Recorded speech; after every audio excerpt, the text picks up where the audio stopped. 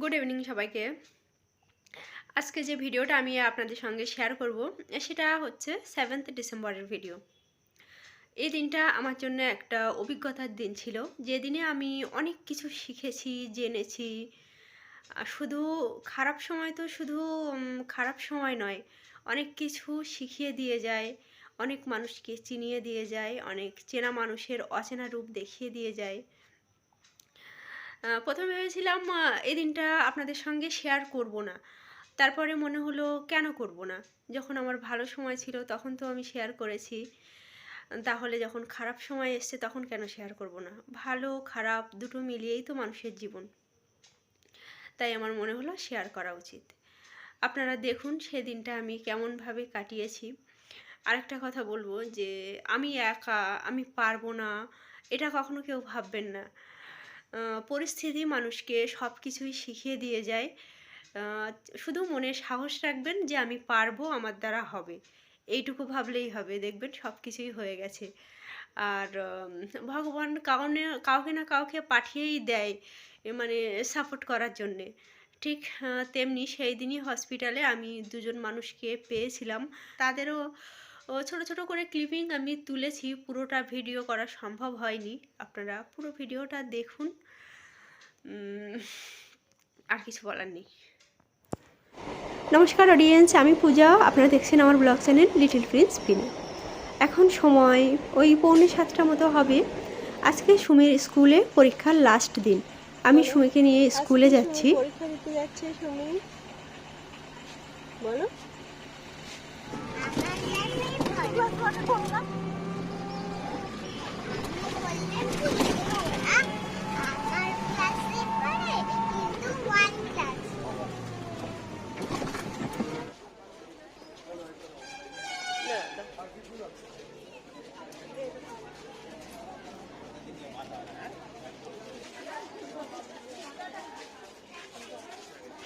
এই তো এটা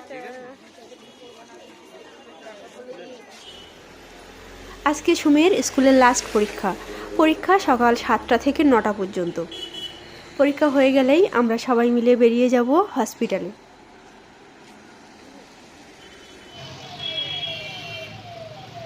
এই জাস্ট আমরা বাস থেকে নামলাম। এই হচ্ছে আরজিকর হসপিটাল। এখন সময় 11:30 পৌনে 12টা এরকম হবে, এই সময় আমরা এসে পৌঁছেছিলাম।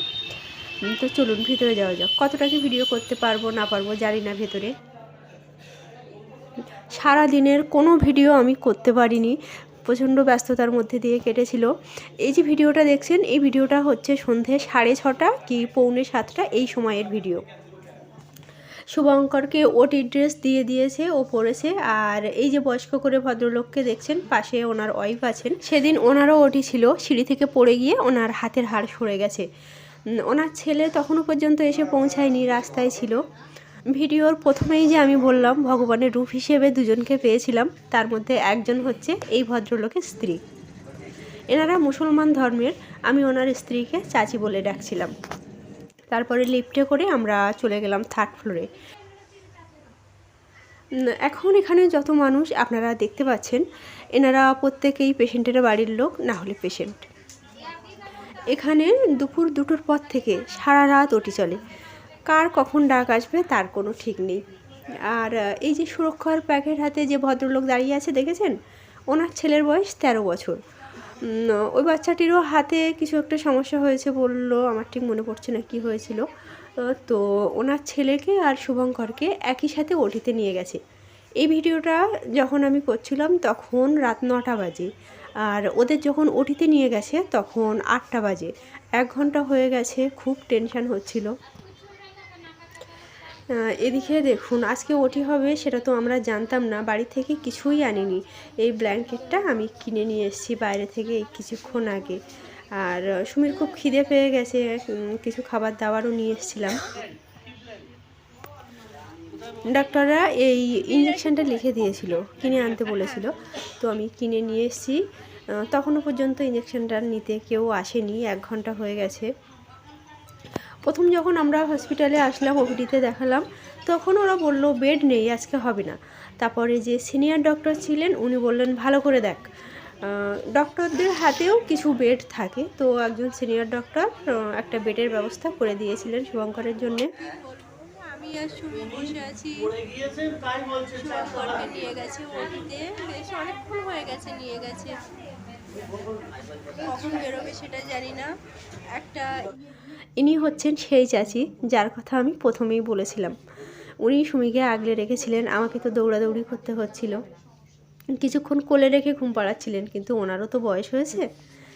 ওটি হয়ে গেছে, আমাকে বলল নিচ থেকে ট্রলি আনুন। এই যে ট্রলিটা দেখছেন, এটা আমি নিচ থেকে নিয়ে আসলাম। ওটির পরে এক্স রে করে আনতে বললেন, প্লেট ঠিকঠাক বসেছে কিনা সেটা দেখার জন্যে। এই যে ভিডিওটি দেখছেন, এই ভিডিওটা যখন আমি তুলেছিলাম তখন রাত 1:30 বাজে। গ্রাউন্ড ফ্লোরের লিফটের সামনে একটা বেঞ্চ পাতা ছিল, সেখানেই আমি আর সুমি সারা রাত কাটিয়েছিলাম। শুভঙ্করকে যখন ওটি থেকে বের করে তখন রাত 10টা বাজে। ডক্টররা বললেন এক্স রে করে আনুন। ট্রলি করে একা তো নিয়ে যাওয়া সম্ভব না, তখন একজন দাদা আমাকে হেল্প করেছিলেন। ওনারও একটু ভিডিও আমি করেছি। কেউ উপকার করলে তার কথা সারা জীবন মনে রাখা উচিত বলে আমার মনে হয়। ওনার উপকারের কথা তো আমি সারা জীবন মনে রাখবো, কিন্তু ফেস অনেক সময় আমরা ভুলে যাই। যাতে আমি ওনার ফেস না ভুলে যাই, দ্বিতীয়বার দেখা হলে চিনতে পারি, সেই কারণেই ভিডিও করা। ওই আমার ঘুমটা পুরো ভাঙছে আমার। সেই টয়টাতে আওয়াজ হচ্ছে। এখানে তো আওয়াজ তো হবেই, পেশেন্টরা আসছে যাচ্ছে। তা আমার ঘুমটা পুরো ভাঙছিল। তোর ঘুম ভেঙে যাচ্ছে? হ্যাঁ। আচ্ছা, তুমি এখানে মাথা রাখো বা আমার কোলে মাথা রাখো, রেখে ঘুম করে নাও। আর তো 3টে বেজে গেছে, বুঝলে? 3টে বেজে গেছে, আমরা আর 4 ঘন্টা, 7টার সময় ভিজিটিং আওয়ার্স, আর 4 ঘন্টা থাকবো, তারপর বাড়ি চলে যাবো, ঠিক আছে? ও আওয়াজ করছে। কন্টিনিউ করুন। পেশেন্টকে বেডে দেওয়ার পর ট্রলি যেখান থেকে নিয়ে আসা হয়েছিল ওখানে ফেরত দিতে হয়। যখন আমি ট্রলি ফেরত দিতে গেছি, ওখানে আমার শরীর প্রচণ্ড দুর্বল লাগছিল। ওখানে যারা ছিলেন ওনারা বলছে যে ট্রলিটা মানে লাইন করে রাখুন, কিন্তু আমার শরীর এতটাই খারাপ লাগছিল, আমি বললাম দাদা আমাকে ক্ষমা করে দিন, আমার সাথে কেউ আসেনি, আমি সেই দুপুর থেকে দৌড়াদৌড়ি করছি, আমি আর পাচ্ছি না।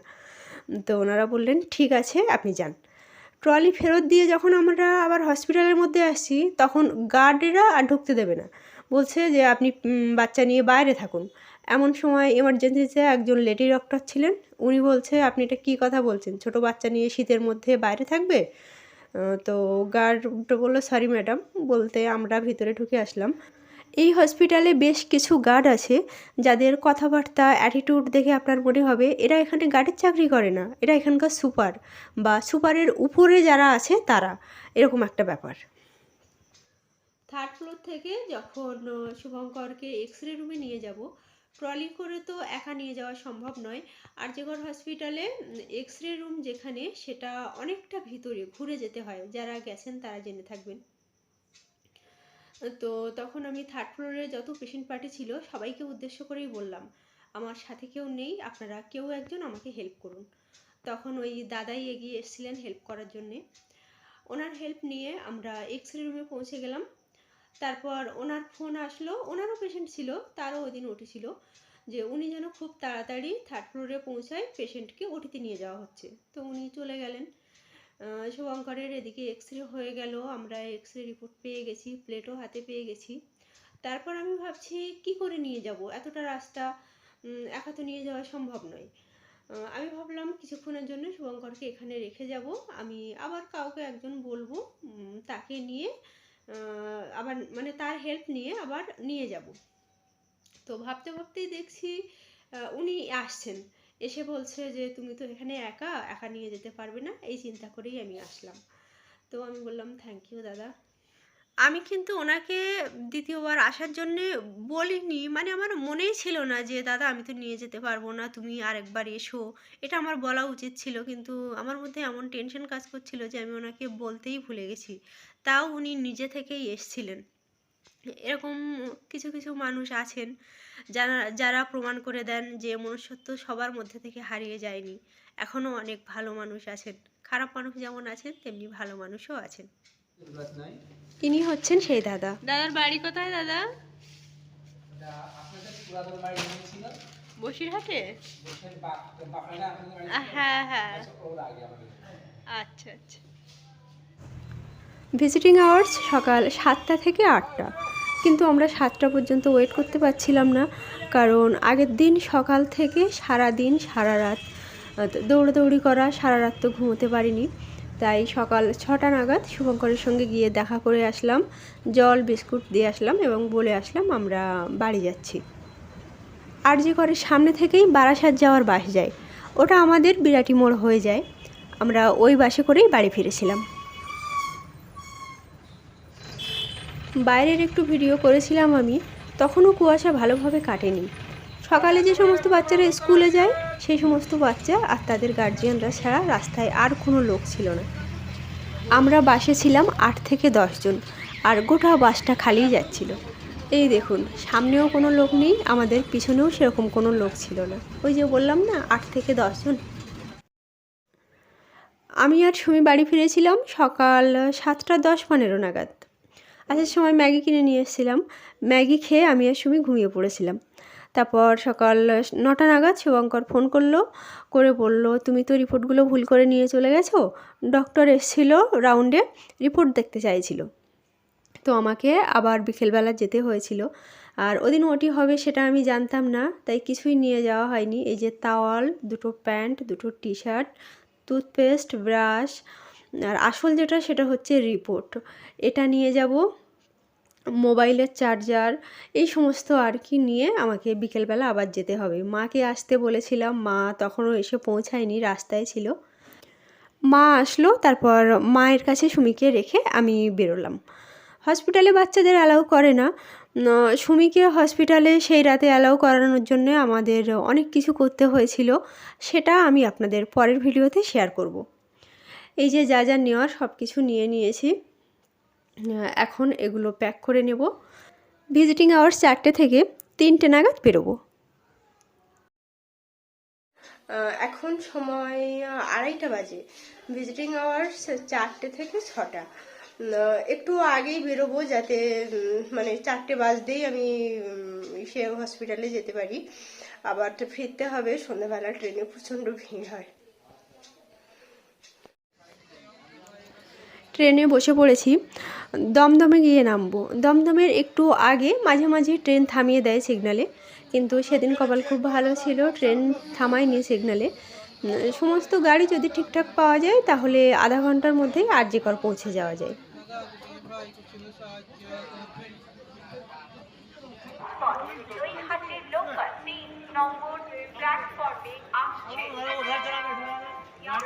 আমি নেমে গেছি দমদমে, এখান থেকে হেঁটে যাব টোটো স্ট্যান্ডে, টোটো করে যাব পাতিপুকুরে। পাতিপুকুর থেকে বাসে বসলাম, বাস আরজি করের সামনে দিয়ে যায়। এই জাস্ট আমি বাস থেকে নামলাম, সামনেই দেখুন আরজি কর হসপিটাল। ওটির পরে হসপিটালে কিছু ডকুমেন্টসের জেরক্স কপি জমা দিতে হয়।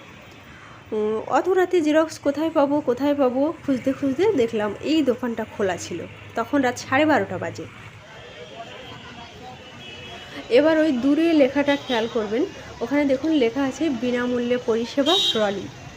শুভঙ্করের বেড ছিল 6 ফ্লোরে, শুভঙ্করকে বেডে দেওয়ার পর 6 ফ্লোর থেকে এইখানে আমি ট্রলি নিয়ে এসেছি একা। এখানে আনার পর আমার শরীর প্রচণ্ড ক্লান্ত হয়ে পড়েছিল।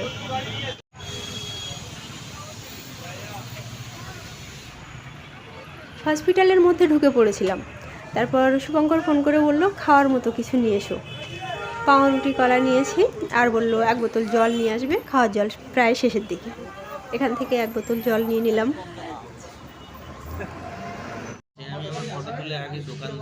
দোকানে পাঠিয়েছি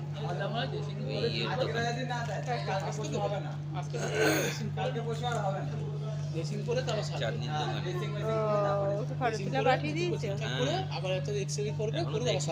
না রিপ্লাই করেছি কিনা আমি, কারণ অফ করে দিয়েছি এটা। আবার পাশের বেডে যাকে দেখছেন ওনার গাড়িতে অ্যাক্সিডেন্ট হয়েছে, ডান হাত আর ডান পা, পায়ের পাতা থেকে কোমর পর্যন্ত পুরোটা ফ্র্যাকচার হয়ে গেছে, আর একটা মেশিন দিয়েছে পুঁজ বের করার জন্যে। ভিজিটিং আওয়ার শেষ হয়ে গেছে 6টার সময়। এখন আমি যাচ্ছি টালা স্টেশনে। টালা থেকে 6:30টার দিকে একটা ট্রেন আছে, ওটা বিরাটি হয়ে যায়। টালা থেকে ট্রেনে উঠলাম। আর বাইরে যে স্টেশনটা দেখছেন এটা হচ্ছে ইন্টারন্যাশনাল কলকাতা স্টেশন। এখান থেকে বাংলাদেশে ট্রেন যায়, বন্ধন এক্সপ্রেস, মৈত্রী এক্সপ্রেস। অন্য দিন ভালোভাবে দেখাবো কলকাতা স্টেশন।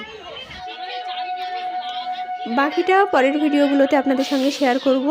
আজকের ভিডিওটা এখানেই শেষ করছি। সবাই ভালো থাকুন।